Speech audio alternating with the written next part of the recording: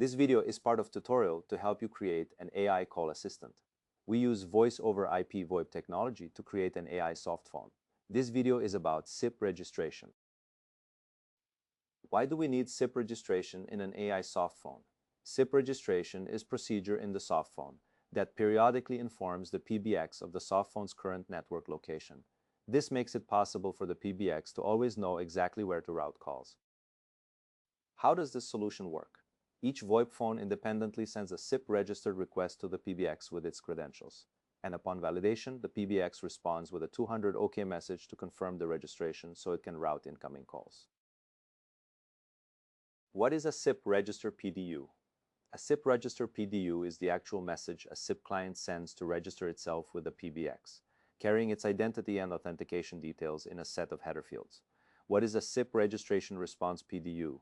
The PBX replies to a successful registration with a 200 OK response PDU, confirming that the client's credentials were accepted and the registration is now active. To create a softphone that can perform SIP registration, please follow the steps on the diagram. To configure the SIP account parameters and create a softphone instance in your C# application, you need to write the following lines of code. The fastest way to try SIP registration is to download the XMaple from our website. Once the example is downloaded, you can build the solution in Visual Studio.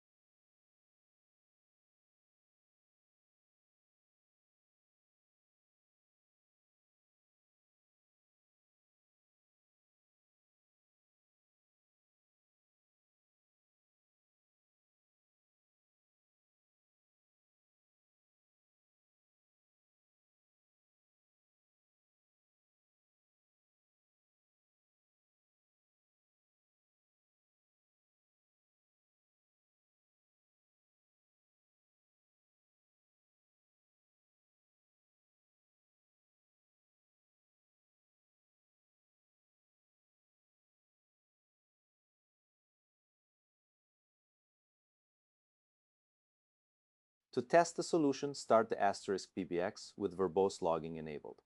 Enable SIP debugging to print the full message contents. Then register your softphone to watch the initial 401 challenge and the successful credential exchange appear directly in the console.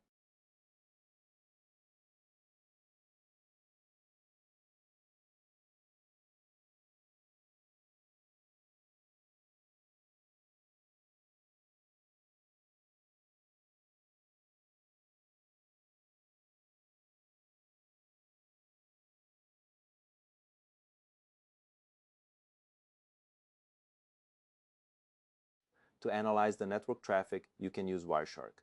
Check out the following video how to capture the SIP registered PDU on your network.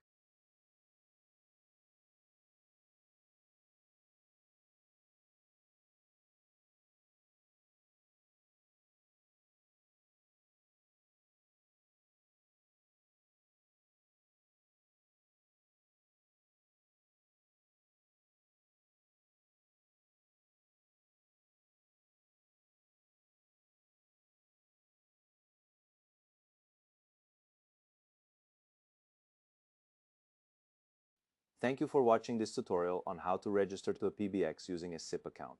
If you found this video helpful, please subscribe to our channel for more VoIP tutorials and programming guides. In our next video, we'll continue building your VoIP softphone with even more features. See you there.